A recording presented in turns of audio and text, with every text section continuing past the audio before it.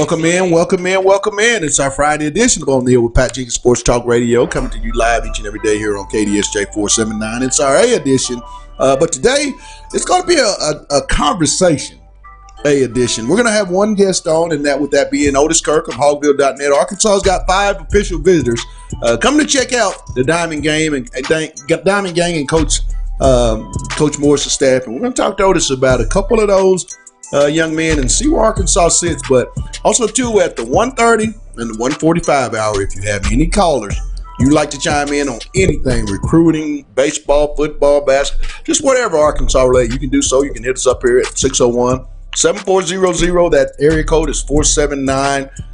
We'll get you in here to talk to Demetrius and I, but I want to start off with a question. I'm going to get my producers answering. Then for a few callers, I want you guys to chime in. And the start of this series with Arkansas and UAPB, is this the right move, Demetrius? For this program going forward, is this something that now we can start seeing interstate rivalry? That it's soon to be that Arkansas State game that we've heard for as long as I've been on this earth. I mean, is this a good thing going forward? I mean, this is a historical time in Razorback football. Definitely. We talked a little bit about this yesterday, and my take is I think they made a political smart decision. The reason why I say that, I think they made the move to please everybody with playing an in-state team, and they also knew where they are as a football program, and they didn't want to bring tarnish to the University of Arkansas for recruiting purposes versus playing Arkansas State. Because I'm not saying Arkansas State would beat the University of Arkansas right now. I just believe it'll be a closer game than the University of Arkansas would be comfortable playing with the score that's in state, and potentially a lot of the better athletes usually come from the east side of Arkansas or southern part of Arkansas. So I think they did the right move and did it to please everybody, but at the end of the day, they checked all the boxes. When this series takes place, Arkansas knocks off UAPB as everyone anticipates in that season of 2021. Will this be a situation where now Arkansas just goes and knocks off all the other teams? Because I don't think there's a team in the state that can beat them, even with their worst talent. And that's no disrespect to the in-state schools. I want to make a note of that. But it's an SEC school, Demetrius. And when you're an SEC school and you're the only Power 5 school in your state, you should have no problem with your in-state schools when they decide to play you in any sport, be it football, baseball, basketball. Arkansas baseball this year was knocked off by UALR.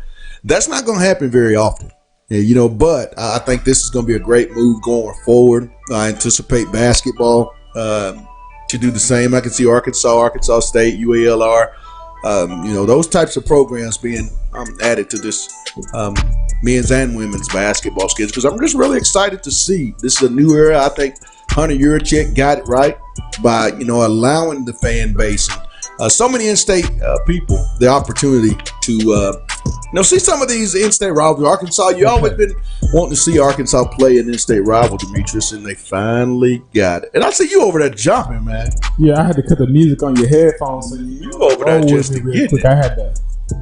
Get one in real quick. It's a good Friday. He's in here woeing, guys. Y'all just don't know. But we're gonna step away. We caught up with Coach Dave Van Horn as the 5th-ranked Razorbacks will be making their way. First pitch today at 5:30 in Lexington, Kentucky to take on the Kentucky Wildcats. We caught up with Coach Van Horn, and when we come back, time to talk Diamond Gang and Coach Mo. He's got 5 coming. We'll find out how things are going from Otis Kirk of Hogville.net. He's up next. It's on the hill. And it's the A. Back in a moment.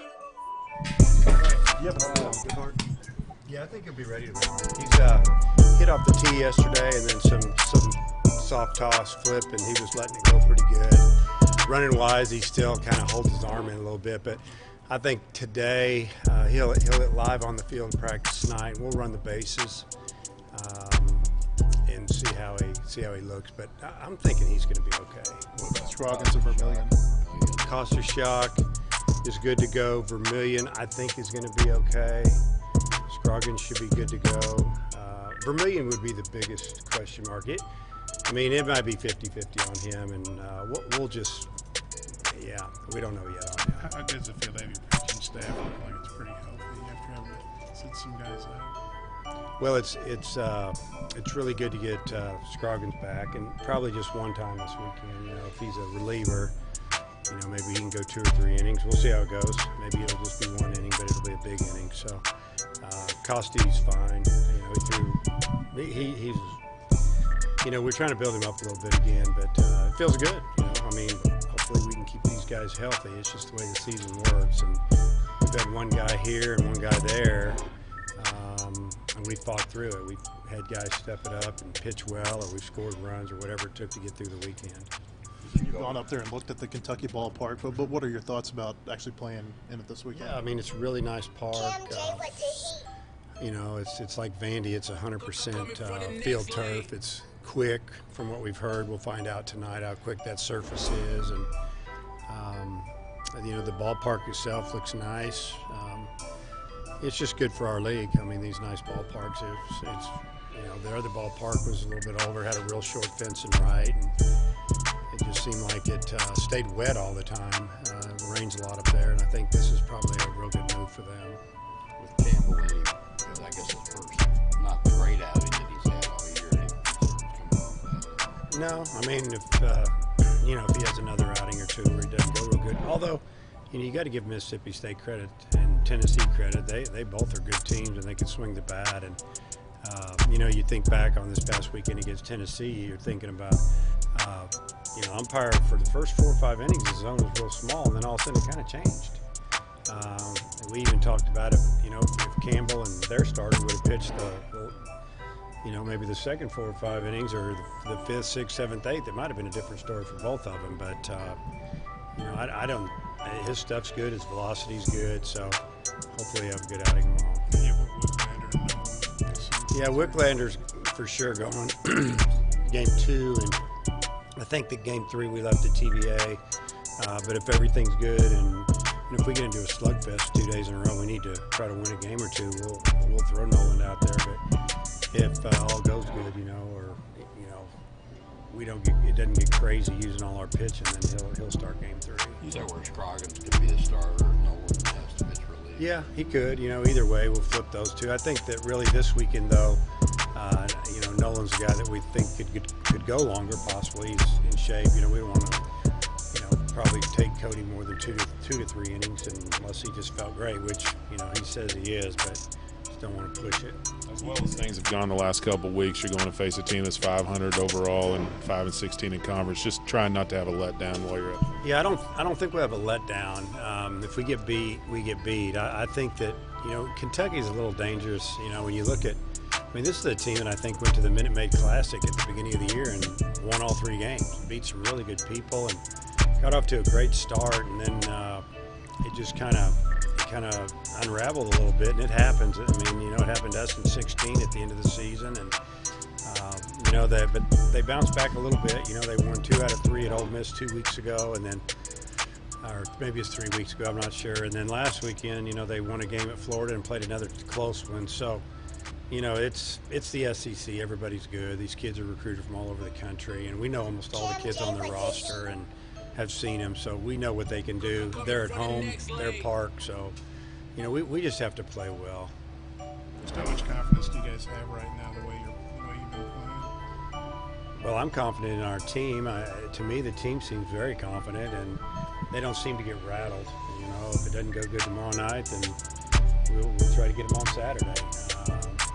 Same with Sunday. I think there's a lot of confidence because we found different ways to beat you. We beat you with really good pitching. We beat you with pretty good defense most of the time. And welcome back. It's our Friday edition of On the Hill with Pat Jenkins Sports Talk Radio, coming to you live each and every day here on KDSJ. Momentarily trying to have on, we're making attempts to get on Hogville.net's own Otis Kirk, talk a little recruiting, but at the same time, we can do that ourselves because we do that here on our show, Demetrius. And, Coach Morris, 5 official visitors will be making their way starting this evening. I believe Brandon Frazier, a young man out of the Dallas-Fort Worth area, came in yesterday to start his official visit. Tight end will be leaving on Sunday, but Savion Williams, Jawan Mitchell, Garrett Hayes, and Jahari Rogers will be the 4 young men that will be making their way to Fayetteville for their 48 hours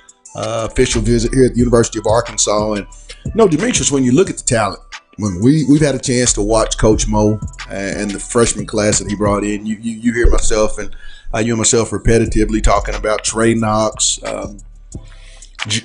Mateus Soley, Eric Gregory, Devin Bush, Greg Brooks, those types of people. When you look at the talent that they're bringing in this weekend, Jahari being a defensive back out of the Dallas-Fort Worth area as well, a big Texas feel to the official visitors, as I believe 4 of the 5 hail from the state of Texas. Talk about that and the impact that Chad has had so quick. Just year 2. I mean, think about this, Demetrius. Coach Brett Bielema was here at least 5 years and did not have the success with getting so many kids signed or to even take an official or unofficial visit to the University of Arkansas. Talk about Coach Morris's impact that he's had in the state of Texas and how important you feel that is going to be going forward.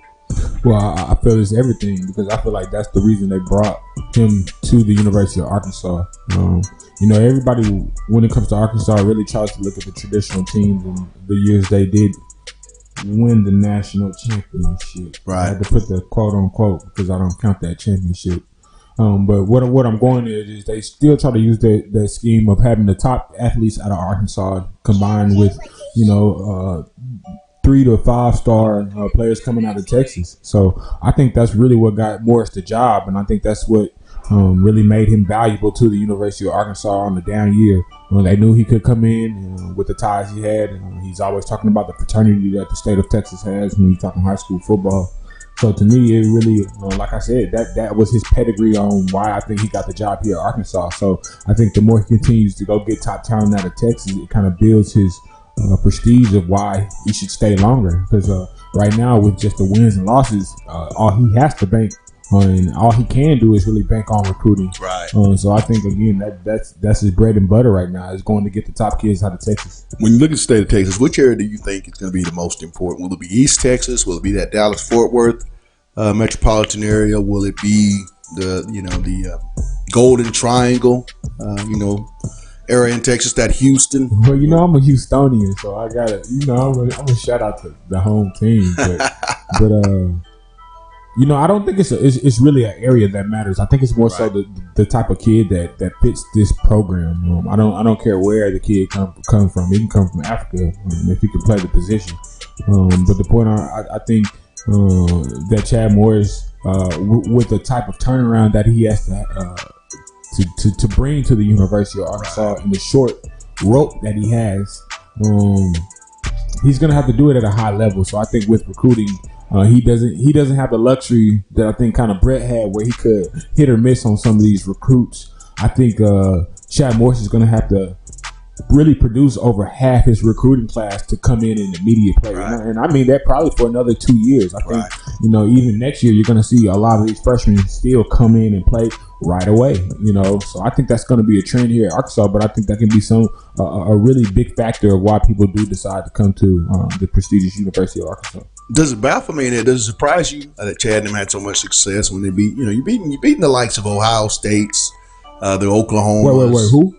For Trey Knox, and you beaten Alabama, Florida, Georgia for Mateus Soley, and then you look at LSU, you beat them for Devin Bush and Greg Brooks at Mississippi State as well.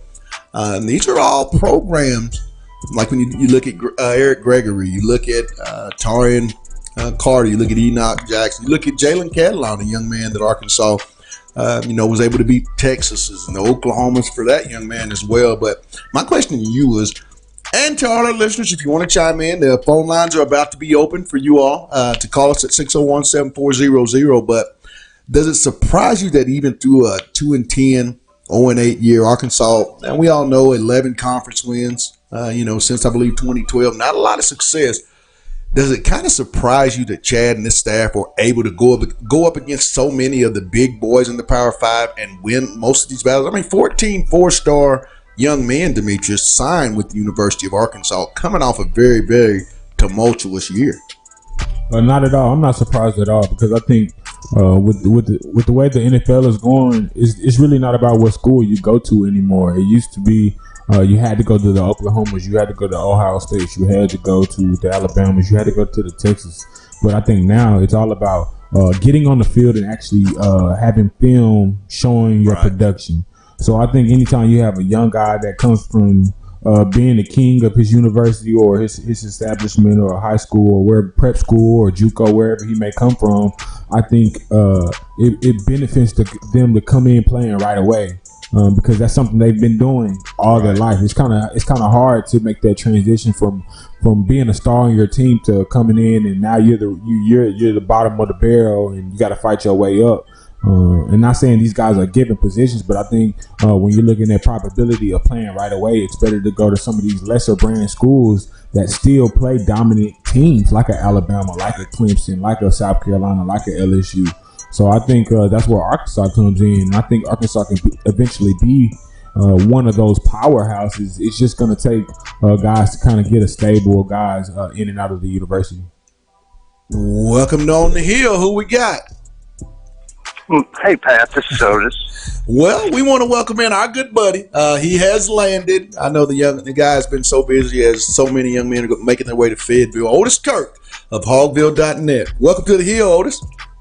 Thanks, man. Sorry about that. I got tied up with something and couldn't get away. So it's about paying the bills and working, and just that we were able to grace our presence. We're fine with that. But I want to get off into recruiting, Otis. Coach Mo will be hosting 5 Diamond Gang prospects. Hopefully, that will choose the University of Arkansas. The majority of those young men are out of the state of Texas. Talk about the importance of that state, for Arkansas's program, Otis. It's been that way for so many years. When they get Texas, they get wins. How important is this going forward for Chad? Well, it's really important, and I mean he's taking advantage of that. I mean, they brought in official visitors, and the majority of them have been from Texas. Yet he's not ignoring Arkansas and the other states. But yeah, I mean he's out here, going after these kids that. From Texas, and probably going to make. And one thing people need to understand, I've had people ask me, Pat, why is he getting so many Texas in there? You got to understand, most of these kids are probably going to make early decisions, and so he wants to get a visit before the visits are. Because if you don't get a visit during this period, then by the time the season starts in the fall, when they can start visiting again in September, they've already made a commitment somewhere else, and so you've lost them. So that's the purpose of getting these kids in from Texas and some of these out-of-state kids in so early is because you want to get visits from them. And you got tied in. Brandon Frazier's here. They want to sign 2 tight ends. They got Alan Hortz, and Frazier is the perfect complement to that. I love Juwan Mitchell, the linebacker out of Butler County. He's committed. He's from New Jersey, but he's committed to Minnesota. But I love that kid, Juwan. Hey, my co-host has a nickname for him, Otis. He doesn't call him Juwan Mitchell. He calls him Mr. Thump Thump. That's going to be if he were to come to Arkansas. He's calling him Thump. He calls him what? Thump Thump. He had a chance to watch Juwan's film and said he was just out there thumping people left and right. He's one of the guys, Arkansas is really coveting out of the Butler Junior College area. Talk about Juwan and, with the loss of Scooter, how big could this be if you were able to, get his commitment and get him on the football field? What could he do for Arkansas?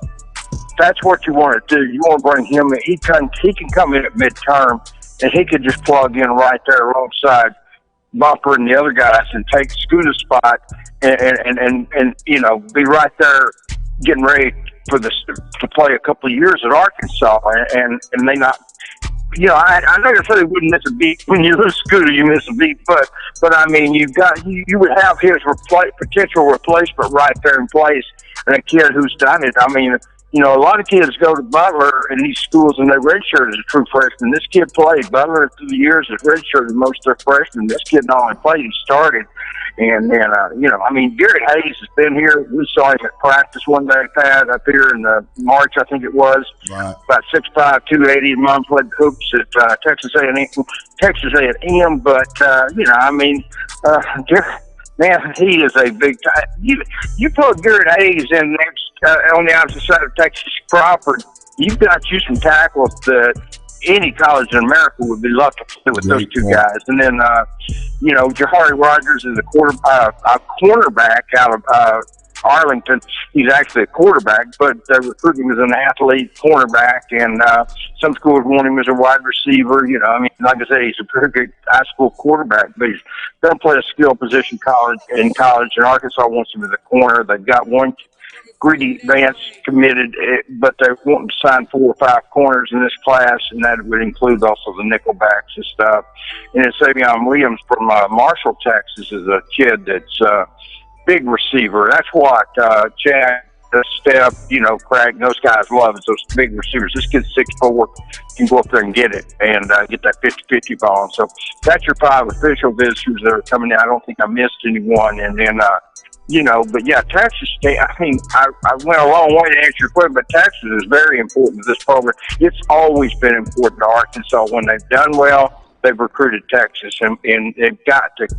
And Chad gets that. I'm not sure the previous head coach ever got that until it was too late, but Chad's got it, and, you know, and they'll start bringing in kids from Arkansas and other places later on, but you want to get these Texas kids in and some of these other kids that are going to make early decisions and get them committed, and then not have to try to get them after they commit to someone else later on. Talking with Otis Kirk of Hogville.net. My question to you, Otis, is which part of the state of Texas do you think is going to be the most important? You know, you have Jeff Traylor, well-known high school coach in East Texas, which they call it East Texas. Then you have the Golden Triangle, in that Houston area, and then you have Dallas-Fort Worth. You know, which area, in your opinion, do you feel, Otis, is going to be, out of those 3, is going to be the most fruitful for Chad going forward? Well, I like the Metroplex. I love all 3 of them, obviously, but the Metroplex to me is because they're always going to have a large number of prospects there, and it is such a good drive from Dallas to Fayetteville. I mean, you know, but East Texas too. I mean, I like East Texas and Dallas, Fort Worth, the Metroplex better than Houston because it's closer. But I think it's important to hit all 3 areas. But if I had to choose one, just one, I would take the Metroplex because there is so much talent in that area. I mean, my gosh, from the time you hit this Texas state line all the way out of the last part of the Dallas-Fort Worth Metroplex, there's so much talent there. I mean, it's abundant. And it's that way every year. I mean, it's not one year or the next year. It's every year. East Texas it's got good prospects, too. They seem to really have some good ones this year. You know, we talked about Tykees. We're talking about Hayes and Williams coming up from East Texas, so this weekend, and so there's some talent there, and that area has been good to Arkansas. Longview, you know, Atlanta, Queen City. That I believe that's what Jason Peters, Queen City, if I remember right. I was trying to think of the other town there, but you know, I mean, there's you know, the Texarkana side, you know, Cinema, Ryan and Colby and some other kids, and so yeah, that's a good area, and you know, and it's a decent drive from there too. It's just so far from Houston, but doesn't Houston go everywhere?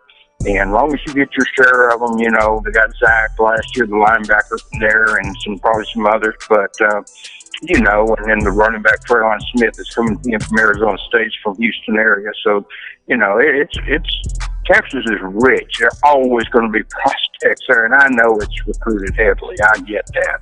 But, man, there is so much talent there. And, you know, people say, well, Texas A&M, you know, it's going to get there.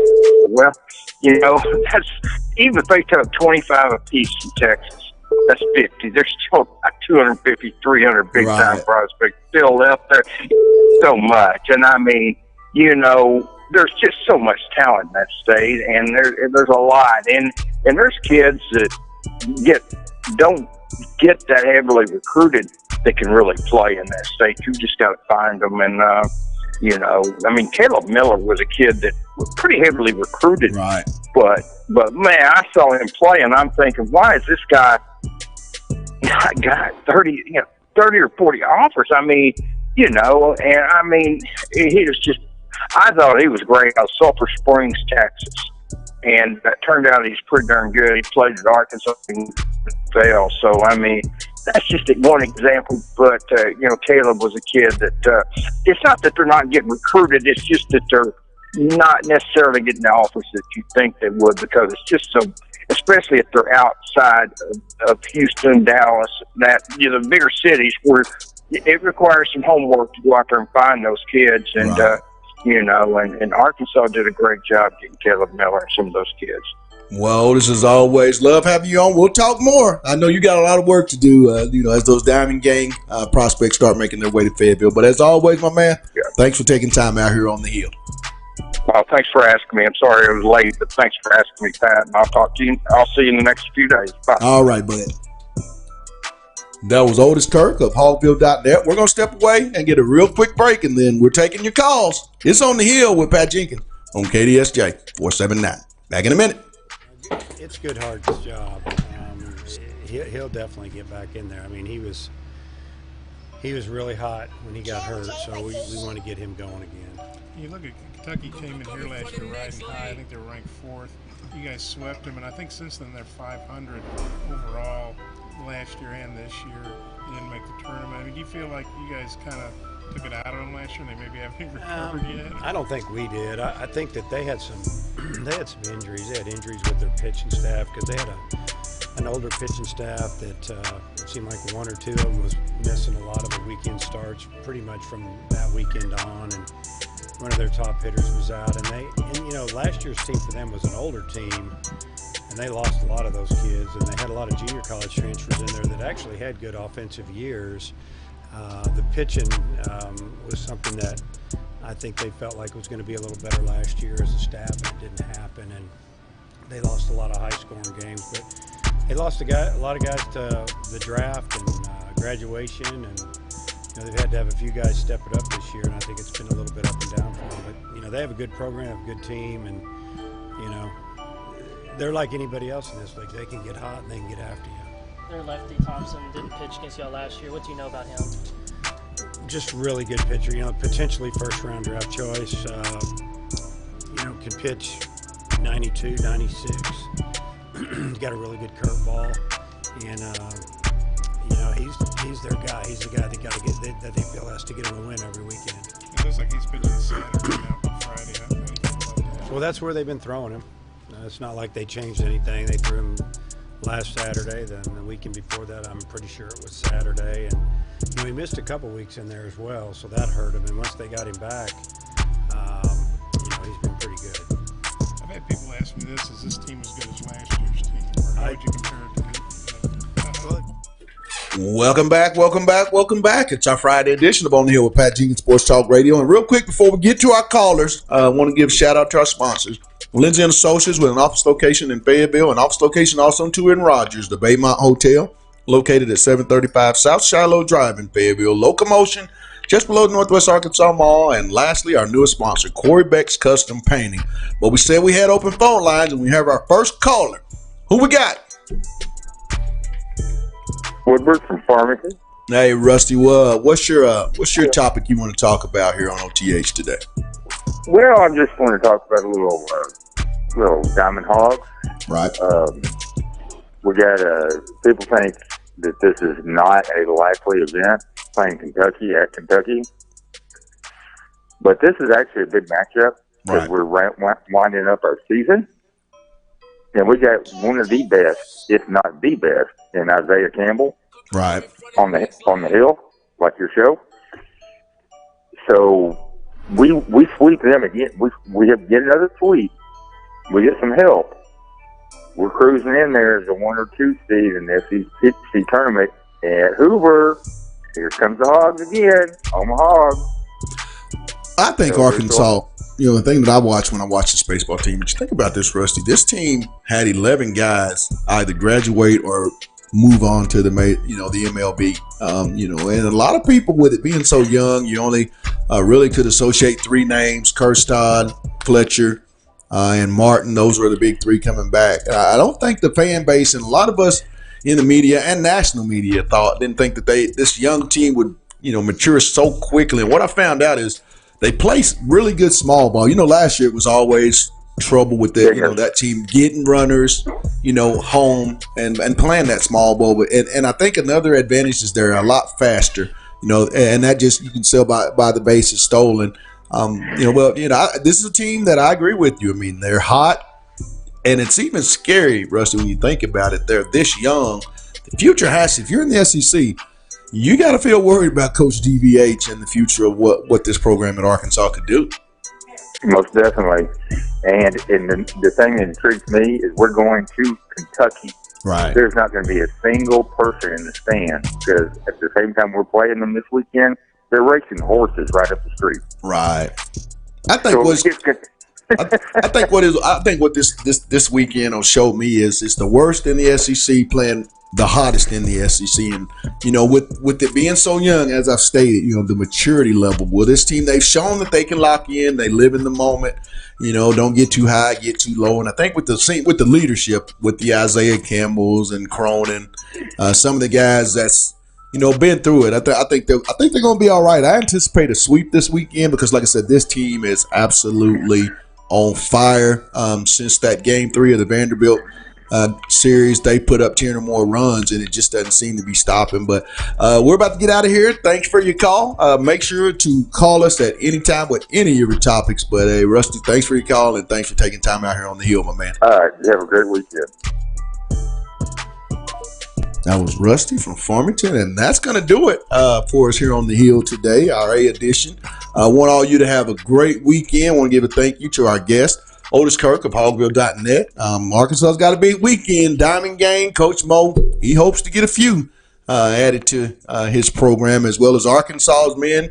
First pitch today, they're taking on the Kentucky Wildcats, 5:30. The lady softball program will be moving on. They're on a road series to the University of Auburn this weekend as they'll be wrapping up their SEC play and getting ready for SEC tournament play. Just a lot going on. I'm talking about a lot going on, and we'll be back to talk about all of it on Monday. Until then, it's on the Hill for my producer, Demetrius Johnson. Give me God, but on here, he's our home guy. To all our sponsors, Lindsay & Associates, the Baymont Hotel, Locomotion, and our newest, Corey Beck's Custom Painting. You guys have a great weekend. It's on the Hill with Pat Jenkins on KDSJ 479. Holla.